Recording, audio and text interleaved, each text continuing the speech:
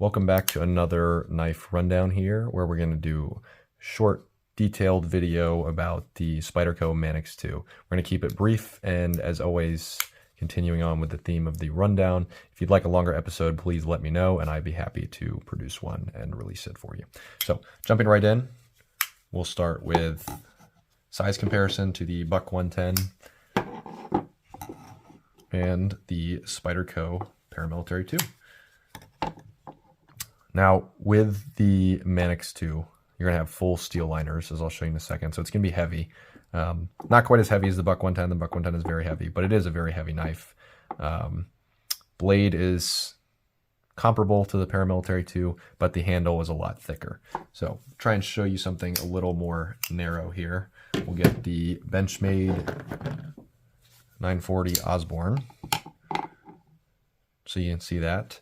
And we will get the Benchmade bug out with a broken spring, just so you can kind of get a better idea of what this looks like and the size of the handles. Now, with the Manix 2, again, we have these full steel liners. That adds a lot of weight, but also a lot of durability. Whether it's necessary durability or not, I don't know, but you can kind of see in there, they are full steel liners. There's no kind of milling to take out the weight at all. So it is legitimately full steel all the way through.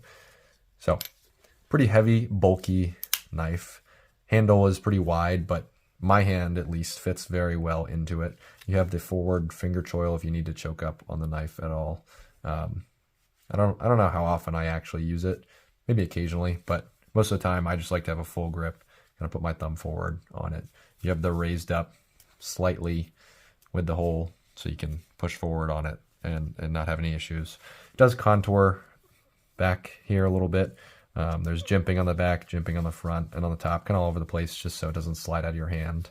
And it uses the bearing lock. So there is a coil spring inside there, unlike the Benchmade Omega springs, where you can kind of see there's a spring pushing this forward to lock the blade into place. Ever so slight wiggle in the blade, but nothing that's going to affect the functionality, nothing that you should ever be concerned about. It's pretty well locked into place there. That's not a concern. Like on the previous episode, if you watched that one, I was critical of the case Marilla for some issues that I have with it. I'm going to be a little bit critical of this here. Not too critical, because I still do like it.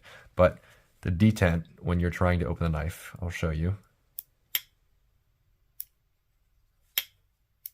is pretty strong. So sometimes that will result in, when you're trying to flick the knife open, you'll have to ride it for an extra second, and it sometimes will not open up all the way, just like that right there. So not a huge issue, but something that I am not a huge fan of. If you're concerned at all about this opening up in your pocket, it certainly will not, because of that detent. It's tricky to open, as we see right there, but not a huge issue. Definitely not a flaw with the design at all. It's just something that there is about the knife that maybe I'm not a huge fan of.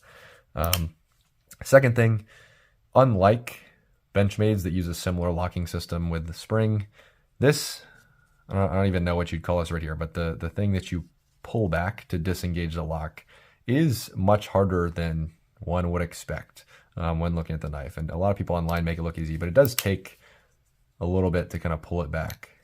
So if you have smaller hands and this maybe doesn't fit in your hand that well, that is something to keep in mind, because it could be hard to get a grip, because you really do have to pull back, unlike a Benchmade where you kind of just ever so slightly pull back on it and it will just drop shut. That is not the case with this. You cannot like slightly pull it back. You have to pull it all the way back and it will drop.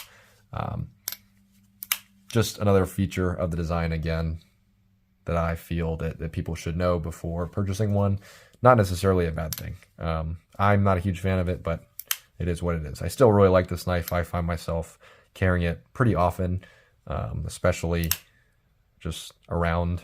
It is a little bit big in the pocket. You see it, it is a pretty big knife. If we compare it to like 940 Osborne, you see it does take up, like, it's almost two of those.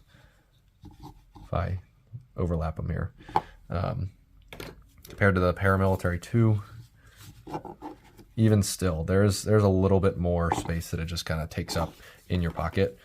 So if you're carrying something else in your pocket, just be aware that this does take up a lot of real estate there.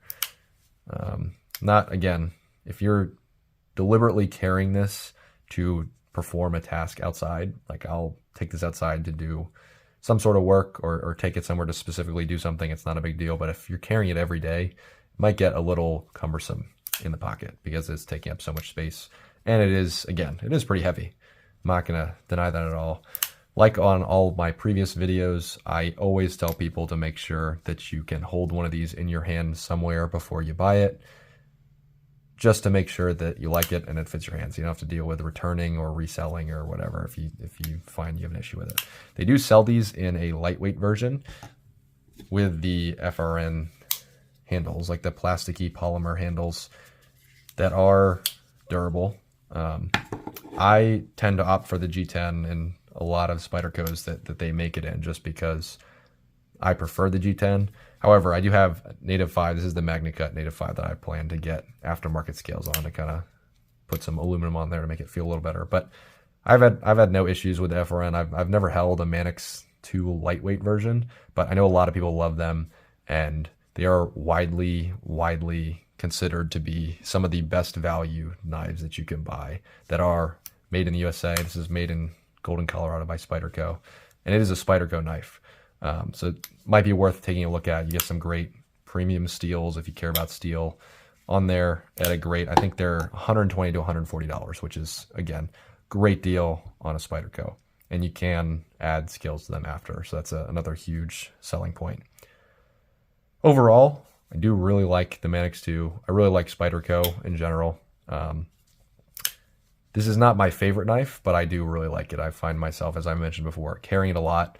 It just kind of happens. It's a very durable, robust knife that's big enough to take on a lot, pretty much whatever you can throw at it. So again, great knife, but make sure you can hold it. Develop your own opinion before buying it. I'm just trying to share kind of my experience with it and how I think it is and if it's worth buying or not. But as always, thank you for watching. Make sure you're subscribed so you can stay tuned for the next video and episode of this. And if there's anything else that you'd like to see, please feel free to let me know. Again, thank you for watching and enjoy the rest of your day.